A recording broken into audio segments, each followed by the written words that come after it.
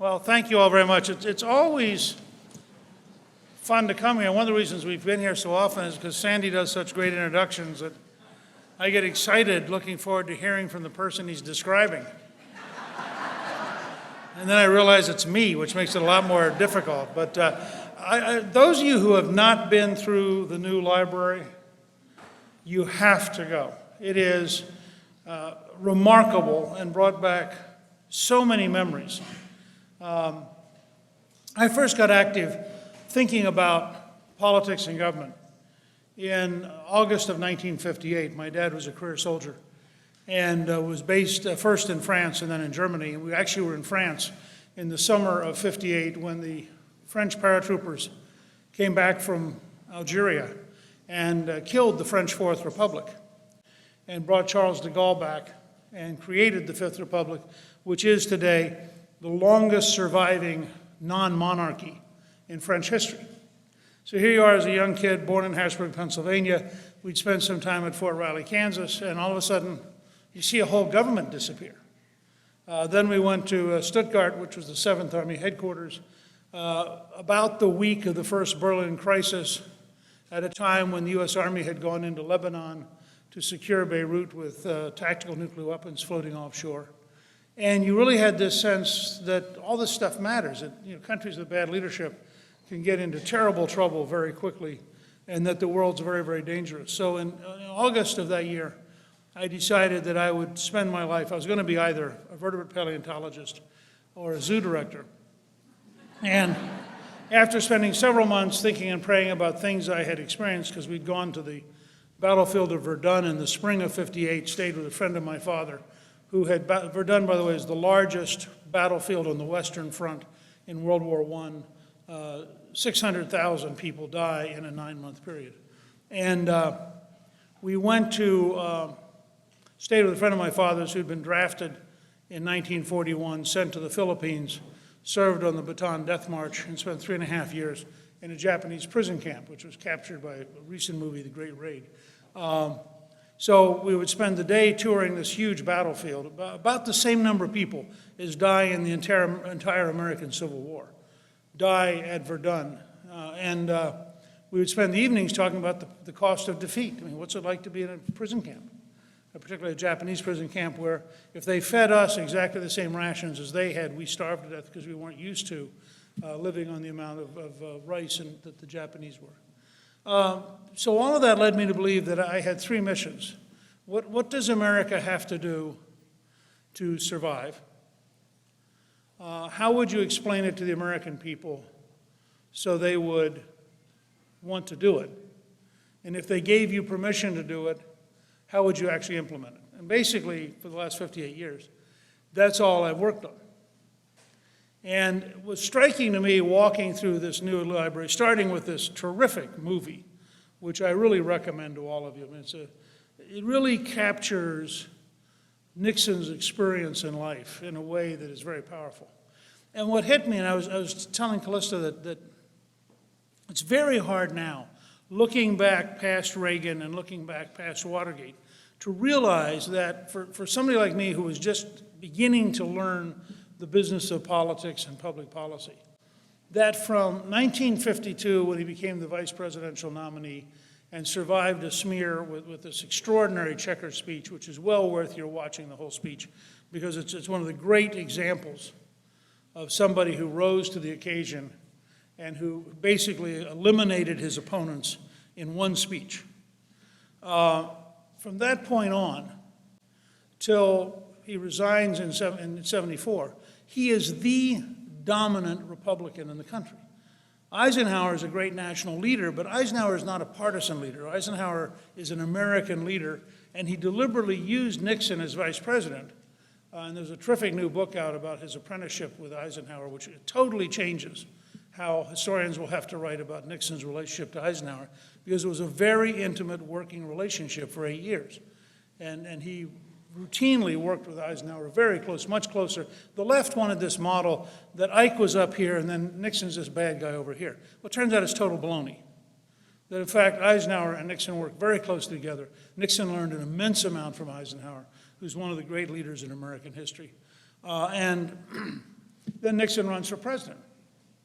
I routinely point out to my friends in the news media who are worried about this whole idea of why is Donald Trump saying that an election could be stolen, that my first experience as an active volunteer in a presidential campaign was in 1960. And no serious historian doubts that Illinois and Texas were stolen in 1960, and that Nixon would have won the election if it had been honest. But that Nixon, in the middle of the Cold War, also understood, and to his credit, Gore understood, that there's a certain level of chaos you just can't put the country through. But if you went back and had an honest count in Chicago and an honest count in South Texas, Richard Nixon, not John F. Kennedy, becomes president. It's that decisive.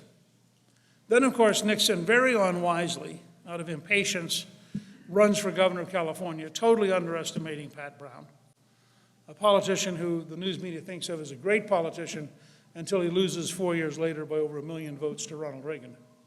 And Nixon has the famous press conference and says, you know, you're not going to have Dick Nixon to kick around anymore. Well, again, if you were, by this stage I'm in college, and I'm watching this guy who has in so many ways personified modern young republicanism. He led the effort to bring the South into the Republican Party. He was Eisenhower's advocate for the African-American community.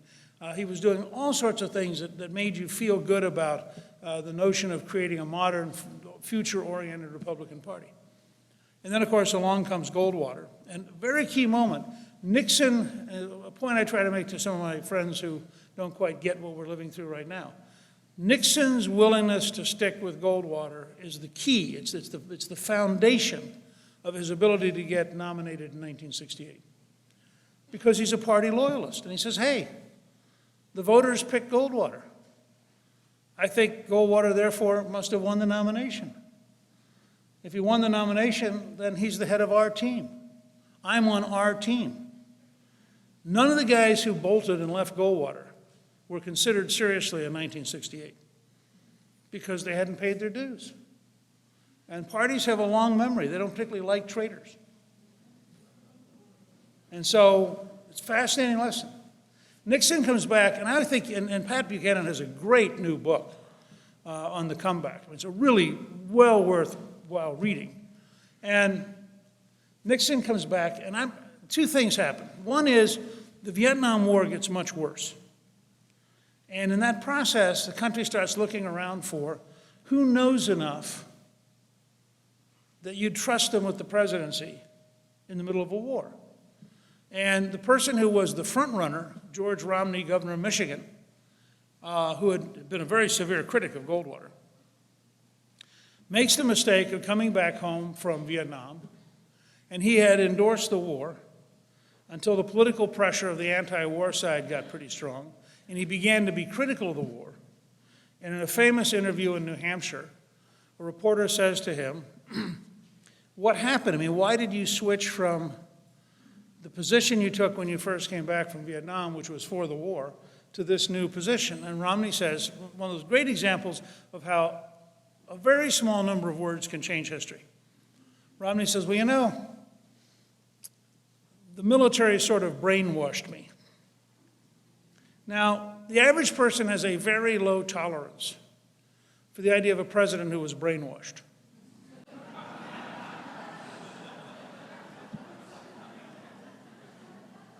In the most devastating comment of the '68 campaign, Gene McCarthy, who was a free spirit and a poet and a senator from Minnesota, who ran as an anti-war liberal, but also had just a lot of common sense. McCarthy, when told that Romney announced he'd been brainwashed, said, actually, I thought a light rinse would have done.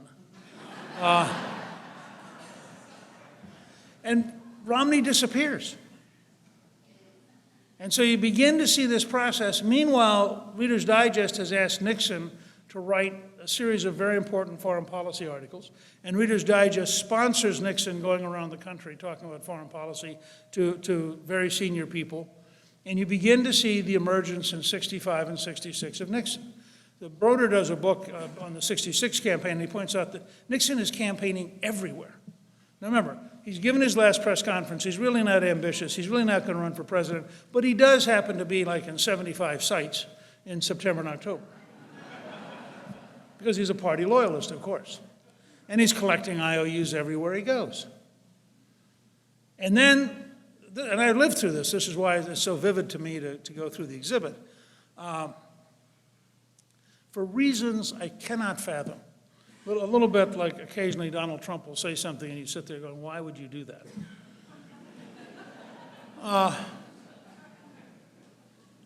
Lyndon Johnson decides to attack Richard Nixon. And so here's the President of the United States attacking a former nominee who's currently a private citizen. And of course, Nixon, who was very fast tactically, promptly appeals to the news media to get 30 minutes to respond to Lyndon Johnson. And so I'm sure somewhere you have in the archives, and you may want to figure out a way to make it accessible, because it's a major moment. I mean, all of a sudden you have Richard Nixon on national television the weekend before the off-year election of 1966, becoming, by definition, the Republican response to President Johnson. All of it, by the way, for free. And so they go into the campaign in '67, and Nixon has rebounded. So I literally grew up in an environment where Nixon was a remarkable figure. He wins a very close race in '68, although my personal belief is he was almost always going to win, because I think the closer the race got, the more the Wallace voters were going to vote for Nixon, because they really did not want Humphrey. And so I think you had sort of a countervailing pressure that was building. Nixon ran a very disciplined campaign and won. And then became a president who Nixon's great strength, he was not a charismatic leader in the Reagan sense. Nixon's great strength was that he was the most intellectual president of my lifetime, that he could think through strategically what he had to get done, and he could figure out ways to move to get it done. And he had a very methodical sense of where the country needed to go and how to move the country. And it's interesting, because David Broder, who was the senior political reporter in the country at the time, wrote a very pro-Nixon book after the '72 election. And it's easy to forget, because of Watergate and because of the left, just how significant Nixon was in that period. Now, I'll give you one piece of data on this, and I'm going to switch gears in a second. But Richard Nixon and Ronald Reagan both carry 49 states. People tend to forget this. I mean, Nixon's '72 election is one of the great historic elections of all time. Nixon actually got a higher vote than Reagan. I mean, everyone talks about what a great campaign '84 was, and Morning in America, how popular Reagan was. Nixon is a 1.5% higher vote than Reagan. It's easy to forget this. When you have a president who is undermined and driven from office, having carried 49 states. And I will tell you flatly, if James Comey had been head of the FBI, Nixon would have served all 4 years.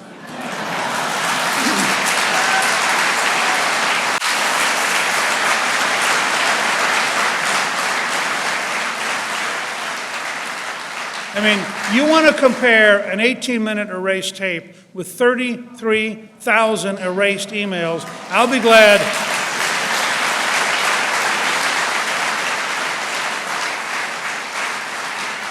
I'll be glad to debate any Clinton supporter anytime on which of the two is more corrupt, more dishonest, less deserving of being in the White House, and let's eliminate the whole process of scandal later by beating her now.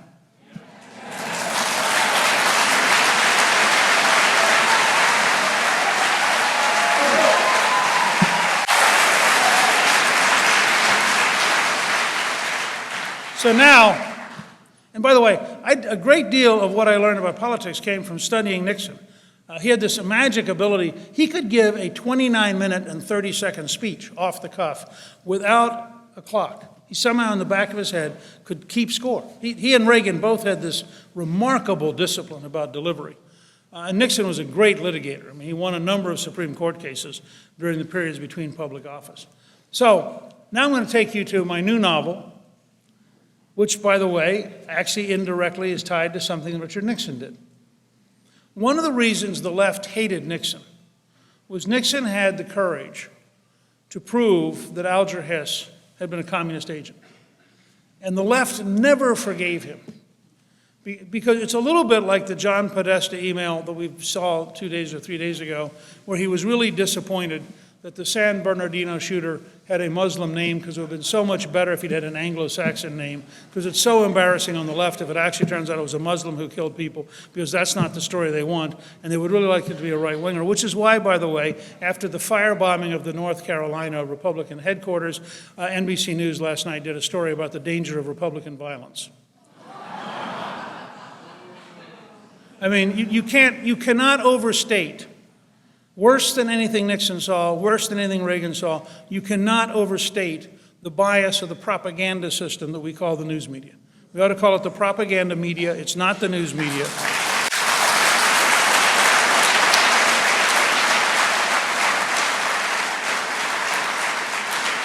And I'll just give you two pieces of data. On the Friday morning that the WikiLeaks tapes are released with Clinton's secret speeches, including her dream of an open border for all of the Western Hemisphere, which would allow 600 million people to come to the U.S.,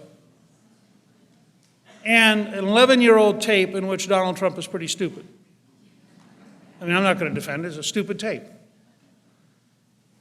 The networks, the three networks, give 23 minutes attacking Trump. And the three networks combined put 57 seconds into WikiLeaks. You might think of that as bias. I'm sure it was independent editorial judgment on a non-collusive basis by people who are equally insane in all three networks. But still. Second example. Center for Public Integrity reported 2 days ago, up to the present moment, of all the campaign donations by the news media, 96% went to Clinton and 4% went to Trump. Now, that is a 24-to-1 ratio.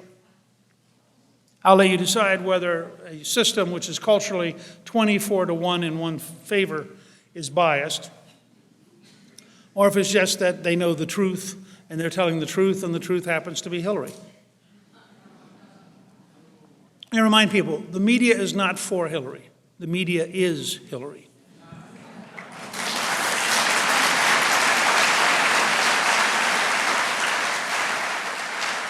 So now back to treason, which is woven together with Richard Nixon's story.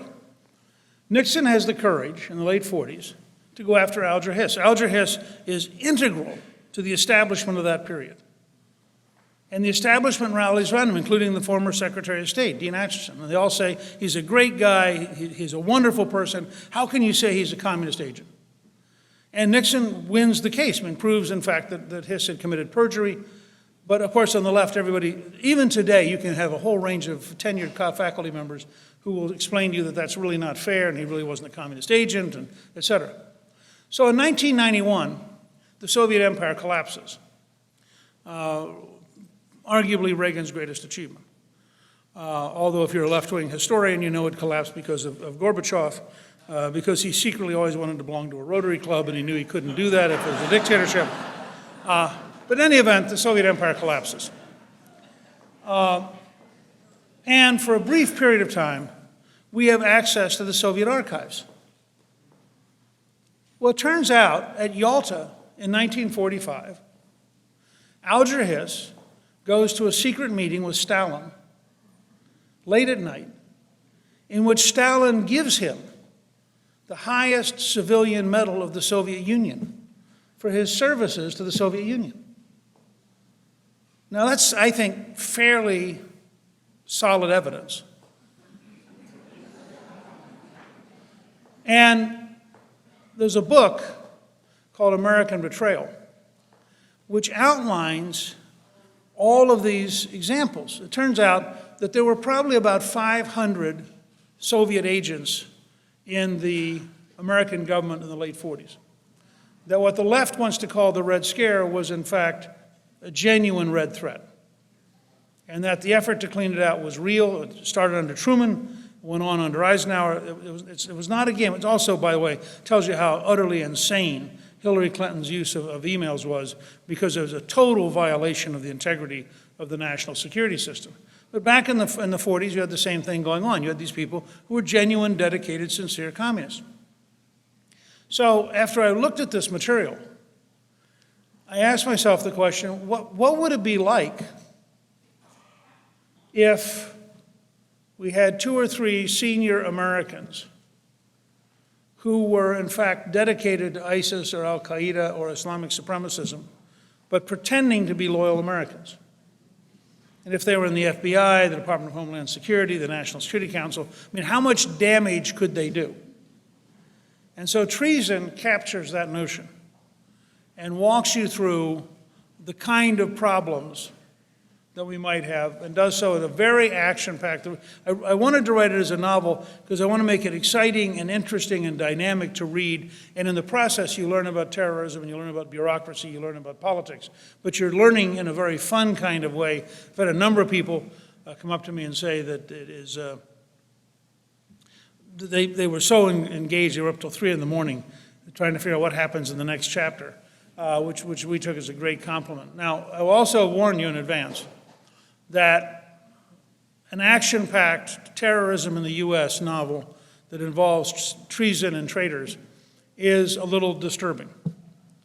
As Calista likes to put it, if you want a happy period, you get Ellis the Elephant. You read about,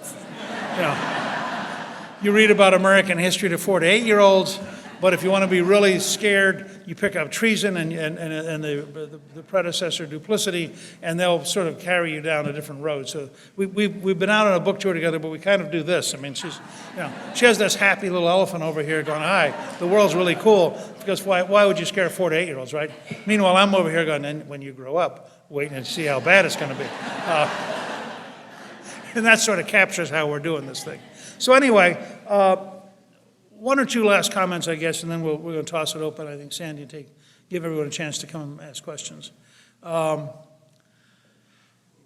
going to have a debate tonight. I have no idea what's going to happen at the debate. I think Trump has no idea what's going to happen at the debate. I think Hillary has an idea what's going to happen at the debate, but she hasn't been all that good at imposing herself on debates so far. I think it's a very important debate. I think this election is much more up in the air than people think it is.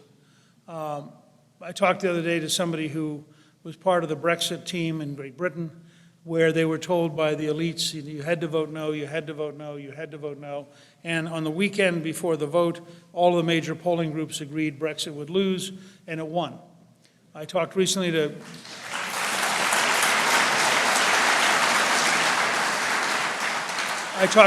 Governor John Engler, who, when he ran against the incumbent Democratic governor in 1990, woke up on the Sunday morning before the election to the liberal Detroit newspaper front page story, Engler down by 14 points.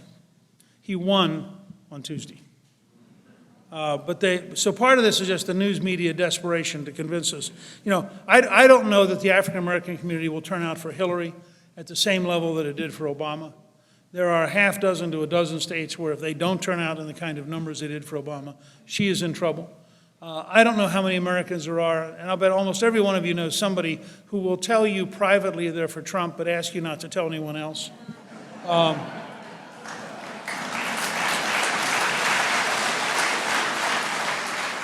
And that's what you get when you have maximum media suppression. That the media can make it uncomfortable to say what you really believe because you think your friends will think you're somehow doing the wrong thing. On the other hand, I can tell you that a good friend of ours, Barry Castleman, who wrote a remarkable article about a week ago, I recommend to all of you if you just go and put Barry Castleman, and he wrote a piece called News Media Coup d'etat. And he says, what happened over the weekend about the Trump tapes was a deliberate, willful effort by the news media to overturn the nomination of 14 million Republicans. I figured that there were about 20 news executives involved in that decision. So that means each news executive was worth 700,000 Republican votes. And he describes that this was not just bias. This was a deliberate effort to destroy the Republican nominee by liberal news media, mostly in New York. And it was, in all my years of being involved, 58 years now, it is the most one-sided, deliberate, vicious attack I have ever seen. And had they spent the same amount of time on Hillary Clinton's secret speeches, she would currently be toast.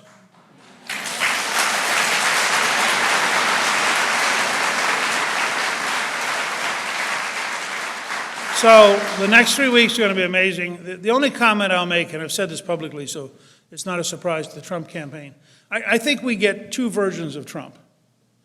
I think there's a big Trump who's a historic figure who talks about really big issues, who has changed American politics, probably permanently.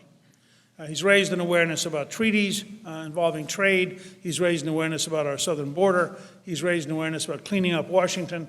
And he's begun to talk about a whole level of change that is a profound break from the kind of republicanism that was willing to manage the decay. And I think that's really important. And frankly, the anger of the Republican voters made Trump more than Trump made the voters angry. I mean, Trump is a manifestation of the fact that at the beginning of this election cycle, 65% of the Republicans said they were fed up with their leadership in Washington, something which I don't think the leadership in Washington gets even yet. So this whole notion that this is going to go away because it's personality-centric is just wrong. The challenge for Trump is that there's a little Trump. And every once in a while, little Trump runs out and does something really dumb. And you're just about to get really enthusiastic and be for him. And then you go, what? He said what? Or he did what? I mean, you know. And I keep trying to convince him, be the big Trump. So I'm fascinated to watch tonight. If the big Trump shows up, and if the big Trump keeps the little Trump disciplined, he will win the debate by a huge margin.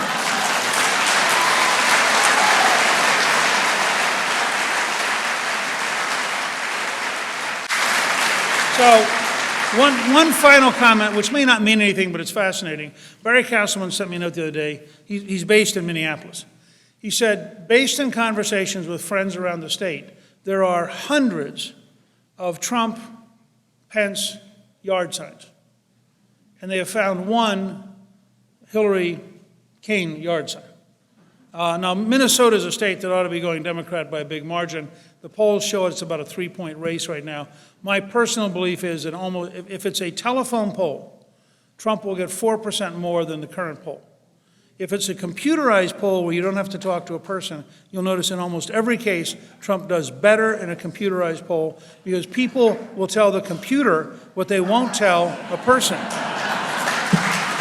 So, Sandy.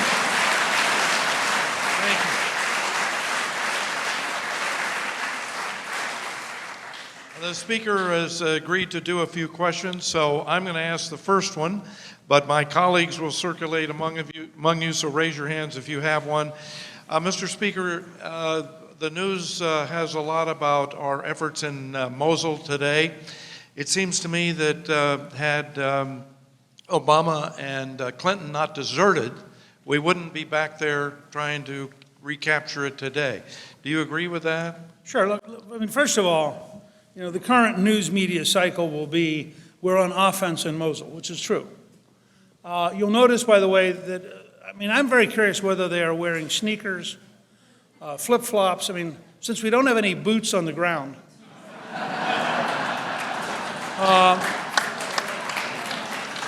I think we're now up to 4,000 or 5,000 people in Iraq. And I'm very curious what they're wearing because, you know that the president would not have lied to you, and the president said there'd be no boots on the ground. And so I'm wondering, I mean, I personally think maybe Nikes. I mean, do Nikes count as boots? I mean, I don't know. It's the modern world. So anyway, we have a number of American combat personnel who are actively helping with the campaign in Mosul. But there are two parts to this. First of all, Sandy, of course, said exactly right. Under Obama, we deliberately created a vacuum in the Middle East, and Obama actually wants to create a larger, more powerful Iran. I mean, it's very hard to understand strategically what these guys are trying to do because it is beyond a fantasy world. I mean, Neville Chamberlain didn't go out and try to create Adolf Hitler. I mean, he tried to manage the reality. You, the taxpayers, sent $1.4 billion in cash to Iran, a country which is one of the three countries George W. Bush on the Thursday after 9/11 says is part of the axis of evil. So we've gone from axis of evil to can we pay tribute? We sent it in cash looking much like Lethal Weapons 9 or something, and yet these planes land with cash so that the Iranians don't have any problem dealing with terrorism because they don't have to put it through banks because they already got the cash so they can stand around and go, hi, here's some Obama money for you. What country would you like to bomb next? This is insane. Then we find out that the Houthi in Yemen are being funded by the Iranians, and the Houthi are now firing missiles at American warships. So you are getting the privilege of sending cash to the Iranians to buy missiles so that they can send them at American warships. Now, in all the history, I'm the longest serving teacher in the senior military. I teach courses for 1- and 2-star generals and admirals. In all the military history I'm aware of, there is no doctrine that says paying your enemies so they can shoot at you for free is a rational strategy. But also notice this continues the 15-year war-losing technique of focusing on tactics. You already have the Europeans saying their fear is we're going to liberate Mosul, and therefore the smartest of, and remember, when you get involved in these kind of fights, the guys who survive are smart. The guy, I once asked, before we went in 2003, I did a lot of reviewing because I was on the Defense Policy Board at the time. And I was talking to a young Air Force sergeant who was a specialist in photo reconnaissance. And we were talking about taking out the Iraqi anti-aircraft systems. And he said, the challenge we have is that the dumb ones are dead. That the ones who are left are actually pretty smart or they wouldn't be left, okay? So what's going to happen is the really dumb members of ISIS will be left behind. The really smart members are going to go, this is a bad week. The Europeans now think a large number of them are going to show up in Europe. So we'll be able to say, this is terrific. Mosul's now safe, but Stuttgart got bombed. I mean, this is, and literally they picked up a Syrian refugee 2 weeks ago who was trying to bomb Berlin. He then committed suicide, which is a sign of at least sincerity. We do not have today, and this is a bipartisan problem. It was true of George W. Bush, it's true of Barack Obama. We do not have a grand strategy for dealing with Islamic supremacists on a worldwide basis. And in the age of the internet, if you don't have a grand strategy, you ain't got nothing. And we currently have nothing in this war, and we're going to continue losing it until we develop a grand strategy for the war. Mr. Speaker, back room center section, our next question. Mr. Speaker, first of all, thank you and God bless you so much for being here and speaking with us today. I am a God-fearing, God-loving Christian. My concerns are, thank you. My concerns are, should Mrs. Bill Clinton become our next president, what fears, what threats do we have as Christians?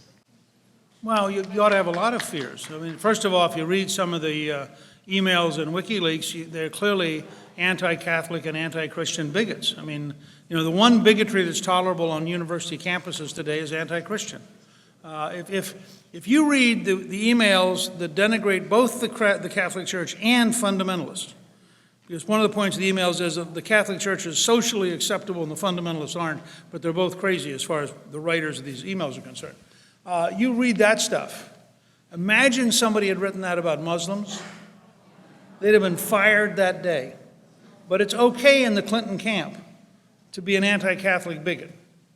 And that's a reality, which tells me that her Supreme Court nominees will not only be radical, they will not only deeply threaten the Second Amendment and the right to bear arms, they will end religious liberty as we've known it.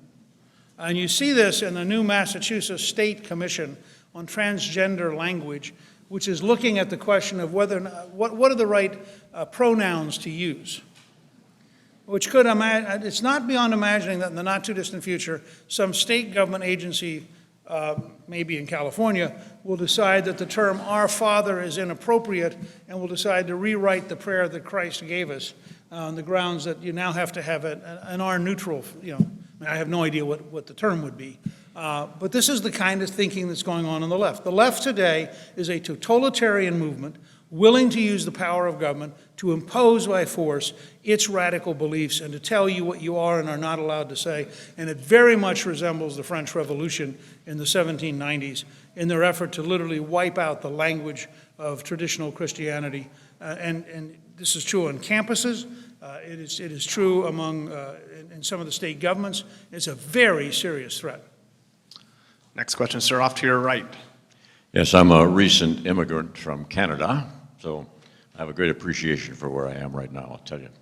We have not a very good government up there at the moment. My question is this.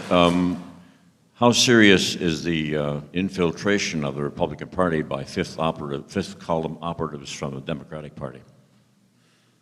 Oh, no, I don't think that's happened. I mean, I think the Republicans who are anti-Trump are anti-Trump without any particular help from Democrats. You know, I do think you use the word infiltration. I do think if we had a Federal Bureau of Investigation,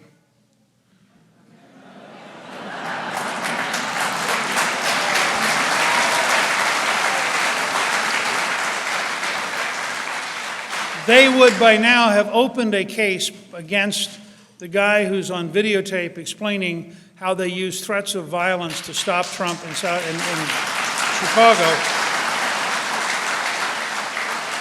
We now know, because one of the newspapers tracked it down, one of the people involved in stopping Trump in Chicago was paid by the Clinton campaign, because it's in the FEC report, and there's a story this morning, which I haven't verified yet, that the guy who is speaking on tape entered the Obama White House 300 and some times. Now, if we actually had a director of the FBI committed to the rule of law, and we actually allowed the FBI agents to do their job, you would have today an open investigation into a deliberate effort to undermine and destroy American democracy by creating physical intimidation in order to block people from exercising their rights of free speech. But the fact is, this system, even before Hillary's president, the Obama system is so corrupt at every level that we really face a danger of becoming Venezuela or Argentina based upon how much they are sickening the system and destroying the rule of law. Next question, this second row. Good afternoon. First of all, I'd like to thank you for being here. I actually don't have a question, but I want to take this opportunity to thank you for your historical fictions, but especially to try men's souls. My great-great-great-great-grandfather was George Nixon I, and he was one of the men who crossed the Delaware in the blizzard to fight the Hessians. And reading that book was so inspiring to me about the dedication, the patriotism, the willingness to make sacrifices so that we today could live in a free society. We hope to continue. Well,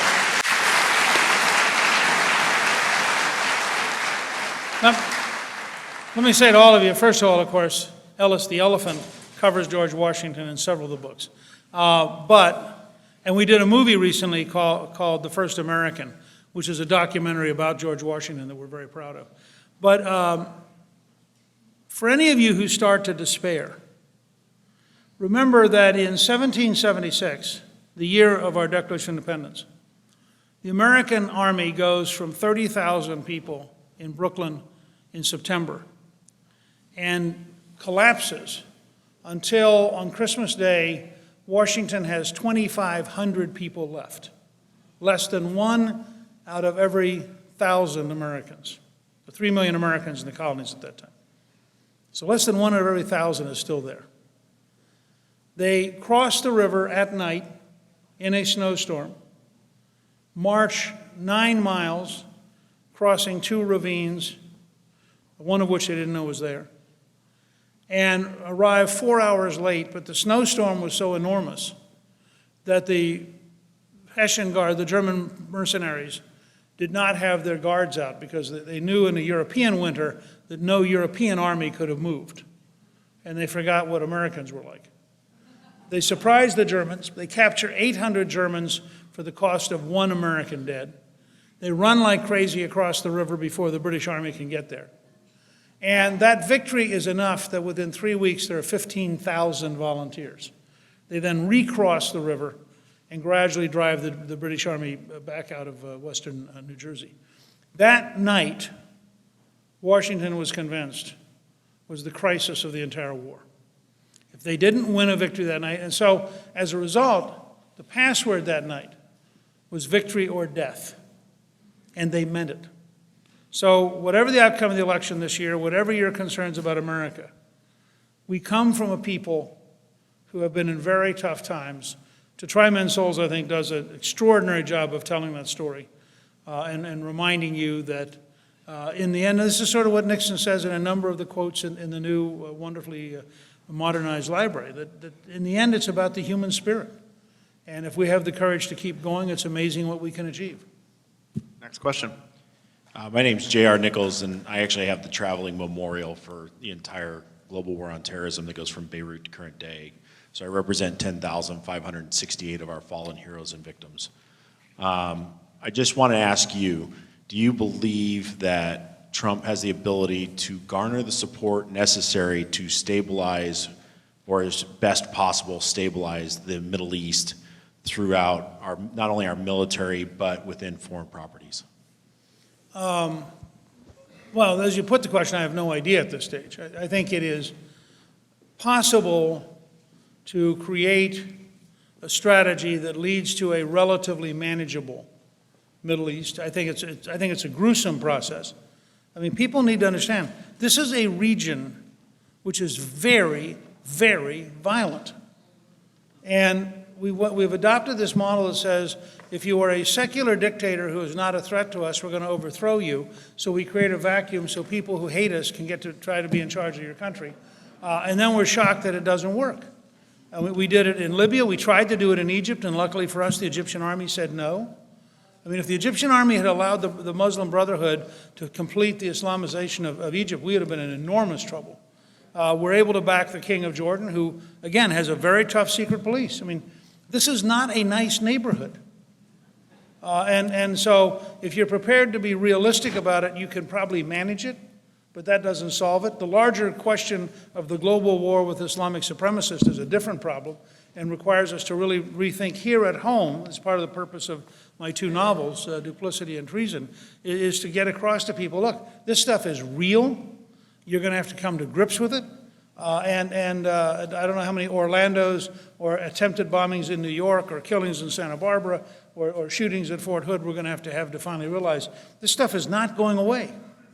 This is going to be, I started describing 20 years ago, this is a 100-year war. And we have no idea how hard it's going to be. That doesn't mean it has to oppress us. It's not World War II. We're not going to mobilize the whole country. But we are going to have to methodically think through, what do you have to do to be safe, and what do you have to do to defeat those who would kill you? And if you don't do that, then eventually they're going to win. Sir, off to your left. Speaker, my name is Hong Xi. I'm from Hong Kong Phoenix TV, and I have a question about the China-U.S. relation. And people in China and the Chinese American are very concerned about this election. What's your vision about the future China-U.S. relation if Trump or Hillary become the president? I think there are very different futures in our relation with China. I think in the end, Hillary Clinton represents the large financiers who own the big banks and who invest billions of dollars worldwide. And in the end, she will try to find a way to accommodate the rise of China.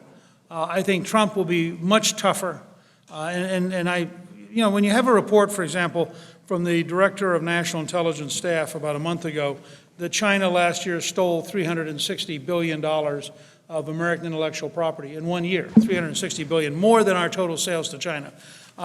Somebody like Trump is going to say, wait a second, we need to have a new conversation. So I think you'd have a tougher relationship. I recently did a debate, the gentleman from Canada reminded me, I went up to Toronto for the Monk debates, which was a great event. And Laura Ingraham and I debated the pro-Trump side, and Robert Reich and former Governor Granholm of Michigan debated the pro-Hillary side.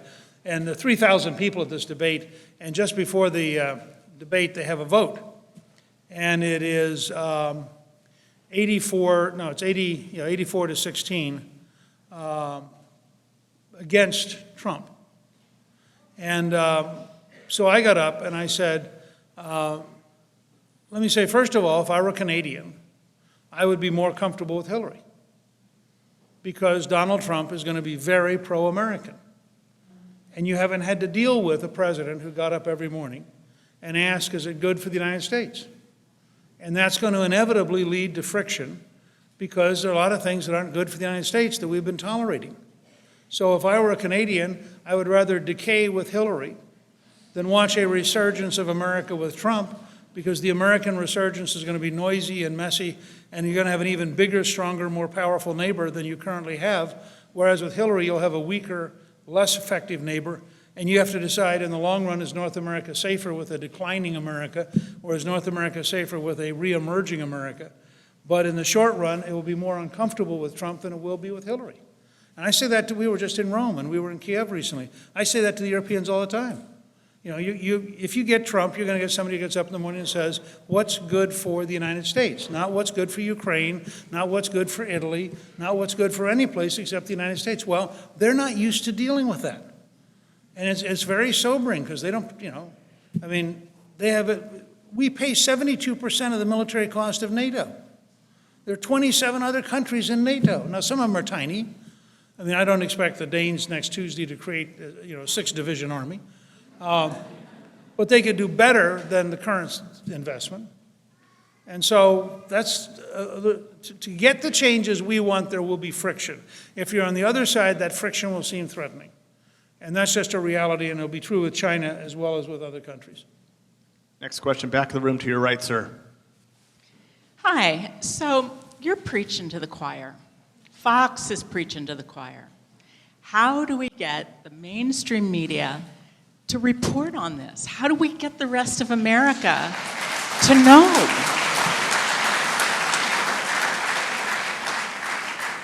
Well, the only way a candidate does it is by brute repetition, making it impossible to avoid, which is something Reagan thoroughly understood, Nixon thoroughly understood. You know, you've got to figure out how to say a handful of things. This is why I think that Hillary's promise that she had a dream of a Western Hemisphere without borders is the kind of thing that if Trump said that every single day, it would get driven in despite the elite media. Part of it is social media. Trump has, I think, 27 million people between Twitter and Facebook. This program right now is being live streamed, and it's amazing how many people ultimately over the course of a week or two watch it. So you do see, I mean, we're having a national conversation that would not exist if the New York-based elite media could stop it. And they can't. And it's going to continue to go on, and they're going to continue to look sicker and sicker. And part of it is what I did a while ago. We need to tell the truth about the elite media. Why is NBC News so biased? Because it is. It's not that they're confused. It's not that they're doing a bad job. They're doing exactly the job they want to do. They are a left-wing propaganda machine. And I think I've said, you know, if one of you wants to start a real uproar, launch a petition drive to rename the Columbia School of Journalism the Columbia School of Propaganda.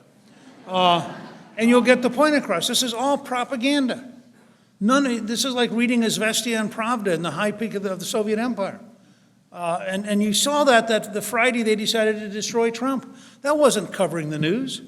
That was a deliberate, willful political assault by the national establishment, which is terrified that it's about to lose control of the political process to the American people, and that they're actually going to be able to elect people they want, not people it defines. And this is a huge underlying struggle for the future of the United States. Ladies and gentlemen, we have time for one last question because we have to get into this book signing.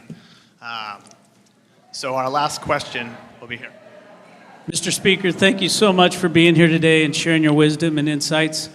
And Callista, thank you for writing that book. I'm looking forward to giving that to my 7-year-old son. And here's my question.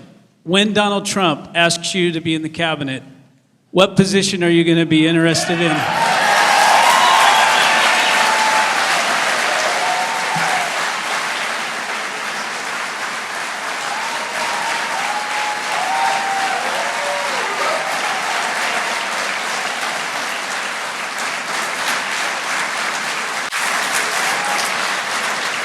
All right. Okay. Because of my deep affection for the Nixon Library, just between us, Ellis and I have been discussing this. Because Ellis is a great student of American history, and in his new book, Hail to the Chief, he looks at all the American presidents, and he's been trying to advise me. What I can tell you is that I have an interest, both from my background as Speaker of the House and from the 8 years I spent as an advisor at a senior level in the Bush administration. I was an unpaid advisor at the national security level, in terms of health care, in terms of a whole range of issues. And what I would like to do is actually be given the assignment of rethinking the structure of the entire federal government, starting with the Veterans Administration, and go through it step by step. Thank you all very much.